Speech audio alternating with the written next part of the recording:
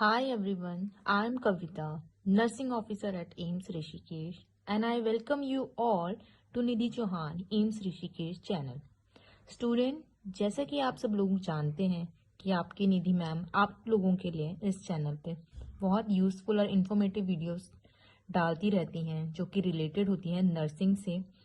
तो आज उन्हीं की रिक्वेस्ट पे मैं भी आप लोगों के लिए एक वेरी इंपॉर्टेंट टॉपिक के बारे में डिस्कस करने आई हूँ और मेरा टॉपिक ऑफ डिस्कशन है ब्लड ट्रांसफ्यूजन, जैसे कि आपको स्लाइड पर दिख रहा है।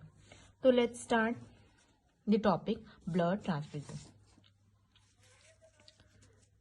तो ब्लड ट्रांसफ्यूजन पढ़ने से पहले हम लोग पढ़ते हैं ब्लड क्या होता है। ब्लड एक लिक्विड कनेक्टिव टिश्यू है जो कि मिलके बना है प्लाज्मा और फॉर्म्ड एलिमेंट से। प्लाज्मा फर्दर डिवाइड हुआ है वाटर और कोगुलेटिंग फैक्टर्स में जो कि हेल्प करते हैं हमारे क्लॉटिंग में, और जो फॉर्म्ड एलिमेंट्स हैं वो मिलके बने हैं हमारे आरबीसी यानी कि red blood cell, WBC white blood cell और प्लेटलेट से। ठीक है, अब देखते हैं हम लोग ब्लड ट्रांसफ्यूजन की डेफिनेशन क्या होती है। It is a method procedure in which blood and its component are given to a patient according to need और क्लिनिकल कंडीशन। ये तो गई हमारी बुकिश लैंग्वेज।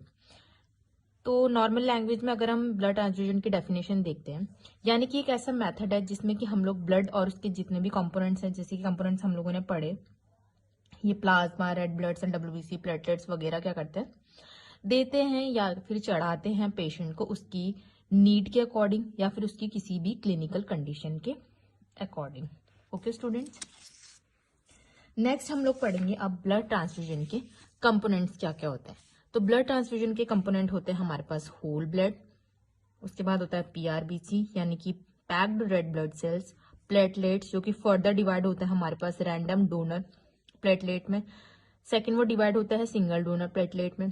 फर्दर है हमारे पास प्लाज्मा जो कि डिवाइड होता है एफएफपी यानी कि फ्रेश फ्रोजन प्लाज्मा में, और नेक्स्ट वो डिवाइड होता है क्रायो प्रेसिपिटेट में। फिफ्थ है हमारे पास ग्रैनुलर साइट। स्टूडेंट्स, अब हम इन लोगों के बारे में एक एक करके पढ़ेंगे और ब्रीफली इसको आगे हम लोग पढ़ते हैं। तो let's start.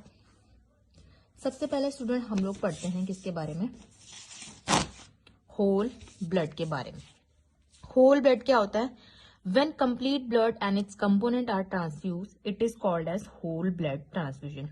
Whole blood student मिलके बना होता है हमारे पास आरबीसी, डब्ल्यूबीसी, प्लेटलेट और प्लाज्मा। जब हम इस पूरे होल कंपोनेंट्स को क्या करते हैं, किसी भी पेशेंट को या फिर पर्सन को ट्रांसफ्यूज करते हैं, तो उस ट्रांसफ्यूजन को हम लोग कहेंगे होल ब्लड ट्रांसफ्यूजन। ठीक है, एक यूनिट में होता है हमारे पास 350 ml वॉल्यूम। इसके होल ब्लड के एक यूनिट में होता है हमारे पास 350 ml वॉल्यूम।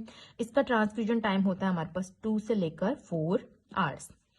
अगर हम इस 350 वॉल्यूम को डिवाइड करेंगे तो इसमें 300 क्या होता है हमारे पास ब्लड कंपोनेंट का वॉल्यूम होता है, और जो 50 ml होता है वो होता है एंटीकोगुलेंट। अब ये एंटीकोगुलेंट क्यों यूज करते हैं हम लोग, तो एंटीकोगुलेंट क्या होता है, अगर हमें ब्लड को कोगुलेट नहीं होने देता है तो इसलिए हम लोग क्या करते हैं, एंटीकोगुलेंट का यूज करते हैं। ठीक है, तो ये था हमारे पास होल ब्लड की बात। नेक्स्ट होता है स्टूडेंट, ठीक है, अब नेक्स्ट है हमारे पास प्लाज्मा। प्लाज्मा हमारे पास दो कैटेगरी में डिवाइडेड है, एक है फ्रेश फ्रोजन प्लाज्मा और दूसरा है हमारे पास क्रायो प्रेसिपिटेट प्लाज्मा। तो प्लाज्मा ब्लड सेल्स जो हमारे हैं वो 45% के हैं, और प्लाज्मा नेक्स्ट जो 55% वो हमारा प्लाज्मा से बना है हमारा पूरा ब्लड वॉल्यूम। तो सबसे पहले देखते हैं हम लोग, मैंने कंपैरिजन में लिखा है एफएफपी को और क्रायो प्रेसिपिटेट को। तो फ्रेश फ्रोजन प्लाज्मा को हम लोग सबसे क्या बोलते हैं, वॉल्यूम एक्सपेंडर को भी बोलते हैं, also known as volume expander. ये क्यों कहते हैं वॉल्यूम एक्सपेंडर, क्योंकि ये हेल्प करता है वॉल्यूम एक्सपेंशन ऑफ ब्लड में। ऑल्सो ये किस में हेल्प करता है, मतलब प्रोवाइड करता है क्लॉटिंग फैक्टर्स को। इसकी एक यूनिट में 200 से लेकर 250 ml क्या होता है, वॉल्यूम होता है। इसका ट्रांसफ्यूजन टाइम होता है 15 से लेकर 30 मिनट्स। स्टोरेज होता है इसका 24 आवर्स के लिए 4 डिग्री सेल्सियस पे, और also given in the patient of severe dehydration, यानी कि फ्रेश फ्रोजन प्लाज्मा हम लोग देते हैं सीवियर डिहाइड्रेशन के पेशेंट को। ठीक है, नेक्स्ट है हमारे पास क्रायो प्रेसिपिटेट जो कि हेल्प करता है हमारे पास प्रोवाइडिंग क्लॉटिंग फैक्टर्स को। क्लॉटिंग फैक्टर 8 और फिब्रिनोजन जैसे कि ये प्रोवाइड करता है। इसकी भी एक यूनिट में हमारे पास 200 से लेकर 250 ml वॉल्यूम होता है। ट्रांसफ्यूजन टाइम इसका 15 से लेकर 30 मिनट। अब देखो स्टूडेंट, इसका स्टोरेज टाइम अगर हमें 1 ईयर के लिए इसको स्टोर करना है तो इसका -18 डिग्री सेल्सियस में हम लोग इसको स्टोर करेंगे। और अगर हमें इसको 3 ईयर्स के लिए क्या करना है, स्टोर करना है, तो हम इसको -30 डिग्री पे स्टोर करेंगे।